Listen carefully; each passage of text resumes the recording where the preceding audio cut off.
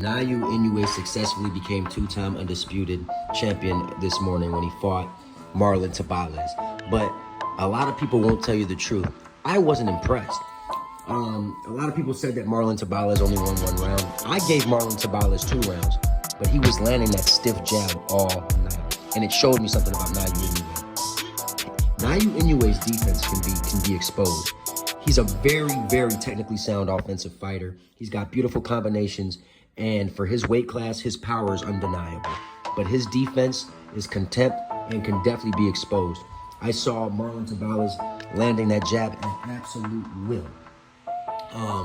However, Marlon Tapales just didn't have the speed or the boxing skills to angle his shots at the best to ever hurt Inoue or ever worry Inoue. So Inoue was able to get the stoppage in round 10 because Marlon Tapales doesn't have a great guard or defense, and eventually Naoya Inoue was able to expose that.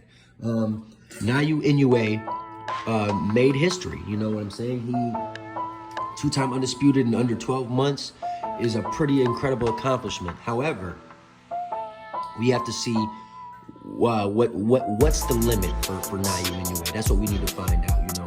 I don't like to make any excuses. There are still people out there that believe, you know, in his previous fight versus Stephen Fulton, that he tampered with the gloves previous to the fight. But we'll never know for sure. Maybe the truth will come out later on. However, they are saying, and the rumors are out there, that Naoya Inoue's next opponent will be Luis Nery. Now, one thing we know about Luis Nery is he's got a lot of power, and I think he'd pose more of a threat to Naoya Inoue than both Stephen Fulton and Marlon Tapales. Just strictly based on styles, I think it's going to pose a threat for Naoya Inoue. I just have to see more from Naoya Inoue, you know. Very impressed with what he's able to do in these lower weight classes, 118, 122, 115. But to be an all-time great, to be considered a top 10 pound-for-pound fighter ever, in my books, you have to fight a huge marquee name, and you have to do it in the United States with random blood and urine testing. Manny Pacquiao took that leap of faith to try to fight Mayweather, and he came up short.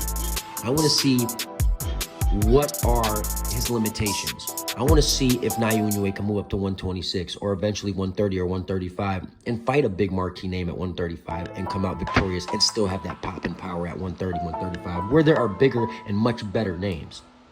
It just is what it is. A lot of people tell me that, you know, smaller weight classes are just not big outside of the United States, and that is very true. And it's not Naoya Inoue's fault that he's a smaller guy. But I do believe that he probably walks around at 140, 145, because I walk around about that. And he's much more toned up than me. So do I believe that Naoya Inoue could make 130, 135? Absolutely. Do I think he'd be at his full strength at that point? That's something we got to find out. But if Naoya Inoue fans are that big on him, it'll be no issue moving forward. Switching topics. Deontay Wilder has been making a lot of excuses since his loss over the weekend. You know, basically saying that his timing was off and that he wasn't sharp and that, you know, he needs to find his killer instinct again because he's been too at peace. And to me, when a fighter says he needs to find his killer instinct, he's been too at peace. Clearly that money, he's been counting that money and ain't been looking too funny. So he's been cool, you know what I'm saying? He's been cool on the money side. So he probably hasn't been taking training too seriously, nor has he had the motivation to go out and be the killer in the heavyweight division that he once was. And you saw it against Joseph Parker. It was clear as day.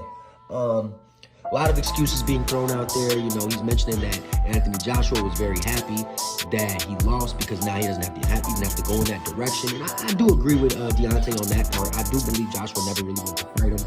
And now that he doesn't have to, it's almost a blessing in disguise for Joshua. But all in all, in the end, I think we have to just say that Deontay Wilder is not himself anymore and that ship has sailed, and maybe retirement would be the best thing for him. I think that's what would be the best thing for Deontay Wilder, considering the fact that he got beat up by a much smaller man, a guy who I don't even think is that great because he got stopped by Joe Joyce, who got stopped by Jilly John. So, let you know that Deontay Wilder is just not where he was. Once where he was. He was never the greatest boxer, but he came into that fight with a horrible strategy, and it showed.